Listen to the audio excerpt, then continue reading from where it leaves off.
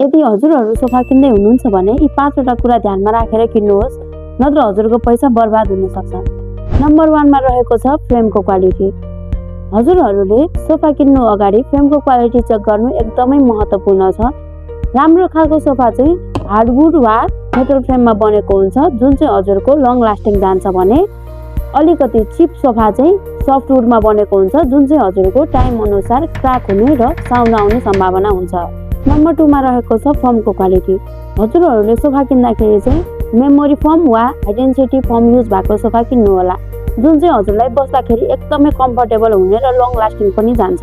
त्यसै गरी हजुरले 50 डेन्सिटी भन्दा कमको फर्म युज भएको सोफा किन्नु भयो भने चाहिँ हजुरको टाइम अनुसार बिग्रिँदै जान्छ र बस्दाखेरि पनि कम्फर्टेबल हुँदैन। नम्बर 3 मा रहेको छ फ्याब्रिक। हजुरहरूले सोफा किन्दाखेरि चाहिँ बाक्लो फ्याब्रिक वा 300+ GSM को फ्याब्रिक चुज गर्नु होला, जुन चाहिँ एकदमै लङ लास्टिङ जान्छ र च्यातिने चान्स पनि एकदमै कम हुन्छ। र अन्तिममा रहेको छ फिनिसिङ र स्टेचिङ। सोफा किन्दाखेरि राम्रो फिनिसिङ छ कि छैन, स्टेचिङ राम्रो छ कि छैन, यी कुराहरू ध्यानमा राखेर किन्नुहोस्। सोफा भनेको लङ टर्म इन्भेस्टमेन्ट हो, त्यसैले यी सबै कुराहरू ध्यानमा राख्नुहोस्। यस्तै फर्निचर इन्फर्मेसन भिडियोको लागि मेरो पेजलाई फलो गर्नुहोला।